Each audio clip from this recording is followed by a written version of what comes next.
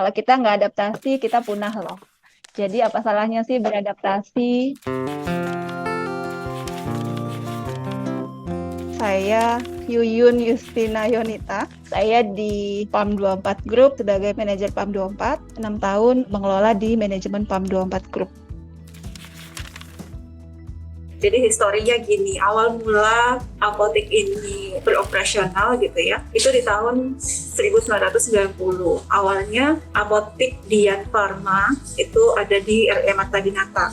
Kemudian di tahun 2000 muncullah cabang kedua. Nah, Waringin ini adalah cabang kedua. Kemudian di tahun 2016, awal banget saat saya join, saya merasa bahwa untuk kita bisa lebih dalam tanda kutip terkenal, salah satunya adalah melakukan branding.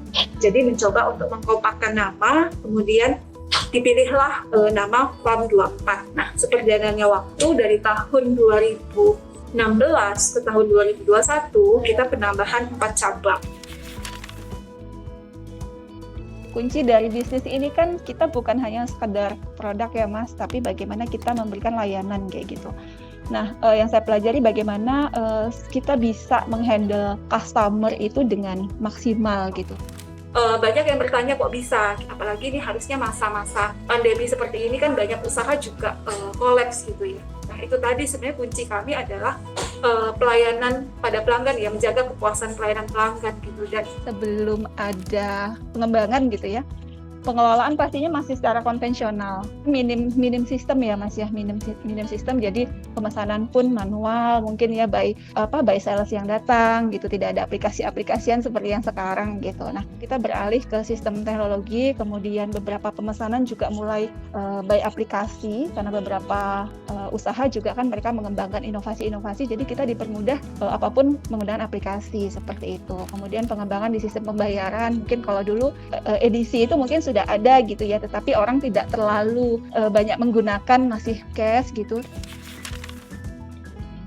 Ketika ada pembayaran secara cashless seperti ini, justru saya meminimalkan SDM kayak gitu. Kan lebih simple ya penggunaan pembayaran cashless dibanding pembayaran tunai kayak gitu ya. Sehingga kan butuh orang tuh nggak harus banyak-banyak deh sebagai kasir gitu. Kemudian efisiensi budget juga, yang tadinya harus wira-wiri setoran segala macam juga mungkin kan jadinya nggak harus ya gitu. Tinggal kirim laporannya by WA, by email gitu. Pastinya lebih efisien terkait dengan waktu, biaya operasional seperti itu. Nah, salah satunya mungkin layanan GoPay gitu ya ketika pandemi kemarin, karena kita mengutamakan yang cashless gitu.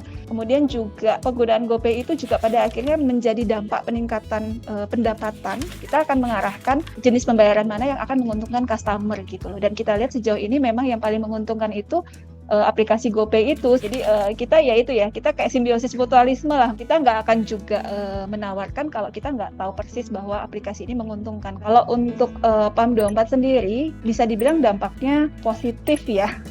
Kita terbantu karena sebenarnya kan promo dari GoPay sendiri ya Mbak ya, efek banget untuk pendapatan kita sebenarnya. Prosentasenya ya sekitar 35-40%.